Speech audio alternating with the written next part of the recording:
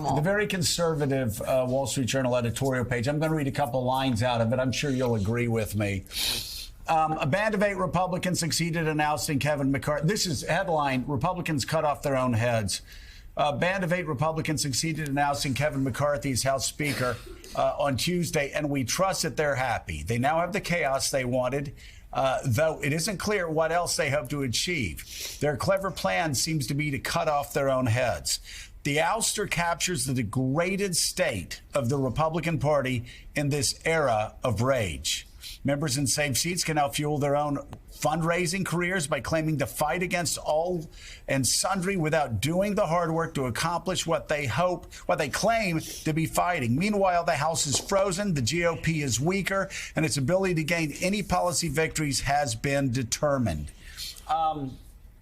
undermined. So talk about what you saw yesterday and how the Republican Party, with you as President of the United States, would be different. Well, what I saw yesterday was unfortunately incredibly predictable. When, Kevin made the decisions he made upon entry to the speakership, he weakened himself by capitulating on a number of issues. And this was predictable. As with most things in politics, Joe, as you know, it wasn't policy, it was personal. And Matt Gaetz, unlike Kevin McCarthy, and was intent upon executing this type of assassination, and that's what he did. It was a political assassination yesterday of Kevin McCarthy. But look, part of this too is that if you've got a president who knows how to work with a legislative body, has done it before, understands the personal nature of this, and is willing to spend the time and the energy on developing relationships with those people on both sides of the aisle you can develop relationships with, then we're going to have a better product at the end.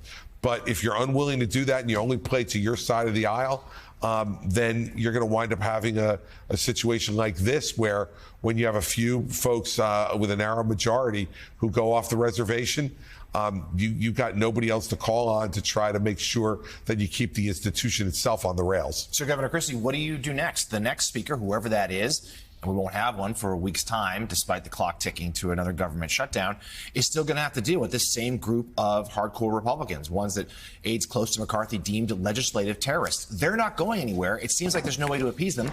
What do you do? Well, look, you have to look at all your different options. I would tell you, if I were somebody who would be considering being speaker right now, I would be playing hard to get with these folks.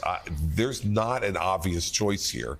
I think, Steve Scalise, Tom Emmer, some of the names, Jim Jordan, but there's no obvious choice here. The same way that even though McCarthy was the obvious choice because of his history, everyone knew the problems going in. I think you got to play hard to get. And I think there's a lot of moderate Republicans who are in seats where Biden won their districts, who may be sitting here this morning thinking to themselves, what kind of deal can we make to try to be counterweights to the 8 who voted to kick McCarthy out yesterday.